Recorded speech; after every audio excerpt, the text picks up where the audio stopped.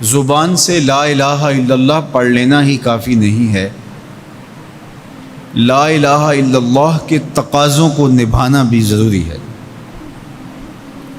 جب ہم یہ کہہ لیتے ہیں کہ ہم نے لا الہ الا اللہ محمد رسول اللہ پڑھ لیا، تو پھر اس کا مطلب یہ ہے کہ ہم دائرہ دین میں داخل ہوئے، اب ہماری اپنی خواہشات، آرزوئیں اور تمنائیں نہیں رہیں گی، دین جو ہمیں تلقین کرے گا وہی ہمارا طرز زندگی ہوگا۔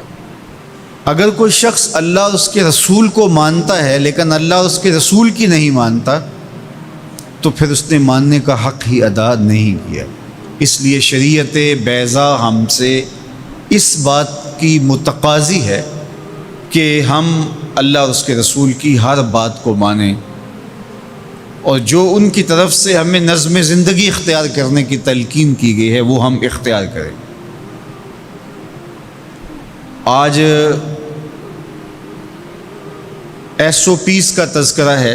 مختلف شعبہ حیات میں جب آپ کسی بھی دائرے میں داخل ہوتے ہیں تو وہاں کے ضوابط کو، وہاں کے قوانین کو فالو کرنا آپ کے اوپر لازم ہوتا ہے۔ آپ شہری ہیں پاکستان کے، لیکن آپ کو کسی ملک میں سفر کرنا ہوتا ہے، تو جتنی دیر تک آپ وہاں رہتے ہیں تو آپ کو قوانین ان کے فالو کرنے ہوتے ہیں، ان کے ضوابط کے مطابق آپ کو وقت گزارنا ہوتا ہے۔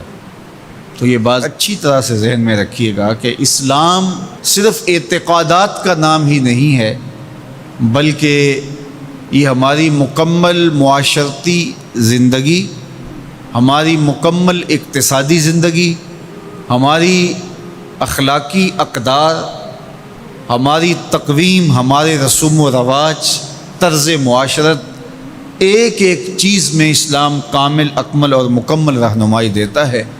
تو جب ہم ایمان کی دولت سے مالا مال ہو گئے تو پھر اسلام کے دیے ہوئے ضابطے کو ہمیں حرف بحرف پورا کرنا پڑے گا۔ تو جو شخص اسلام کے دیے گئے اصول و ضوابط کے مطابق زندگی گزارتا ہے اور صالح اعمال اس کی زندگی کا شعار بن جاتا ہے، تو پھر اللہ اس کو صلہ کیا دیتا ہے؟ ایک تو آخرت کا اجر ہے جو اس کو عطا کیا جائے گا، وہ تو ہے ہی ہے، لیکن اس دنیا کی زندگی میں بھی اللہ جل شانہ اس کو جزا کی صورت میں صالح، پاکیزہ، ستھری، مطمئن زندگی عطا کرتا ہے۔ اللہ اس کے لیے رزق حلال کے اسباب پیدا کر دیتا ہے۔ دیکھیے، جو میری اور آپ کی قسمت میں لکھا ہے، ہمارا جو مقسوم ہے، وہ ہمیں مل کے رہے گا۔ جب بچہ شکم مادر میں 120 دن کا ہوتا ہے، صحیح حدیث میں آتا ہے کہ اس کا رزق بھی لکھ دیا جاتا ہے، اس کی عمر بھی لکھ دی جاتی ہے، اس کا شقی و سعید ہونا بھی لکھ دیا جاتا ہے۔ یہ لکھ دیا گیا ہے، قلم اٹھا لیا گیا، سیاہی خشک ہو گئی، میرا اور آپ کا لکھا ہوا مقدور ہے، مقسوم ہے، وہ ہمیں ہر صورت میں مل کے رہے گا۔ لیکن یہ ہمارا اختیار ہے کہ ہم اس لکھے ہوئے کو، اس مقسوم کو حاصل کیسے کرتے ہیں، بذریعہ حلال حاصل کرتے ہیں یا بذریعہ حرام حاصل کرتے ہیں۔ تو یہ انسان پہ چھوڑا گیا ہے۔ لیکن جو شخص اچھے اعمال کے ذریعے سے اپنے رب کی رضا جوئی میں لگا رہتا ہے، تو اللہ اس کے مقسوم کو اس تک حلال ذرائع سے پہنچاتا ہے، اس کو اس کی توفیق نصیب کر دیتا ہے کہ وہ حرام کی طرف نظر بھی اٹھا کر نہیں دیکھتا اور وہ حلال رزق اختیار کرتا ہے۔ تو جو اچھے اعمال کرنے لگتا ہے، اللہ اس کے لیے ایسے راہ کشادہ کر دیتا ہے کہ اس کو نیکی کی توفیق دیتا ہے اور گناہوں سے اس کو محفوظ رکھتا ہے، اس کے لیے اسباب مہیا کر دیتا ہے۔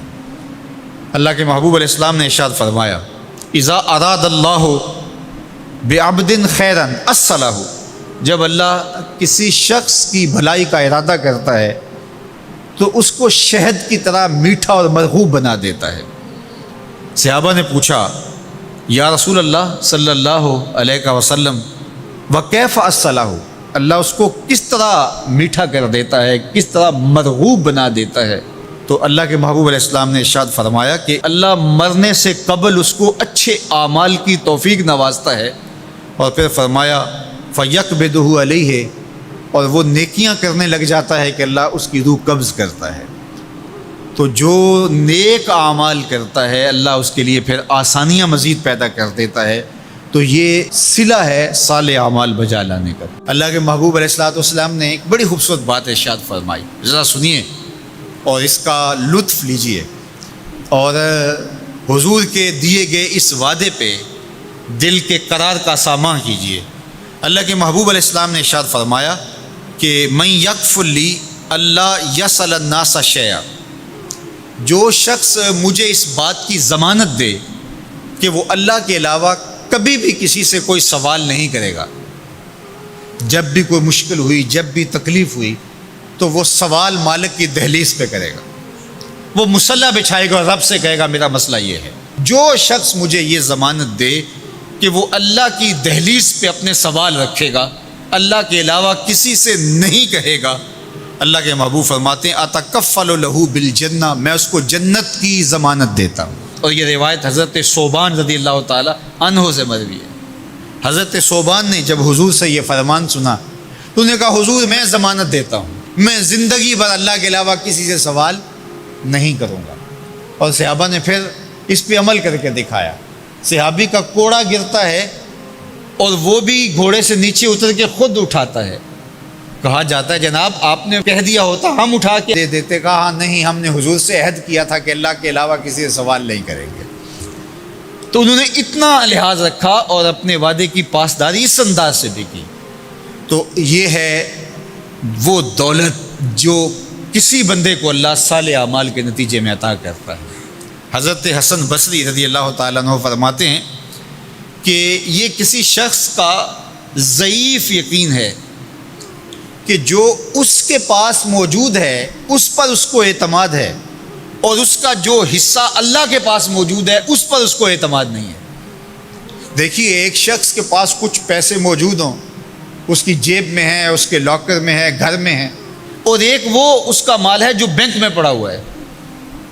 تو جس طرح وہ اپنے ہاتھ میں موجود پیسوں پر مطمئن ہوتا ہے، بینک میں پڑے ہوئے پیسوں پر بھی ایسے ہی مطمئن ہوتا ہے، کہتا ہے وہ بھی میرے ہی ہیں۔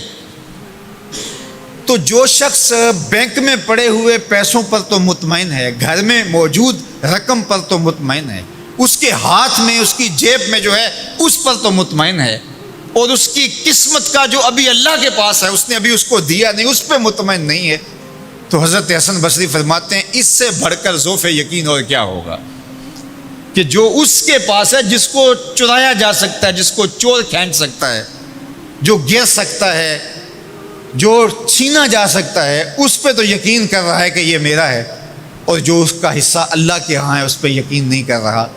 تو کہا کہ اس سے بڑھ کر پھر اور ذوف کیا ہو سکتا ہے۔ اس لیے اپنی زندگی میں قناعت کا نور رکھنے والے ہی مطمئن زندگی گزارتے ہیں۔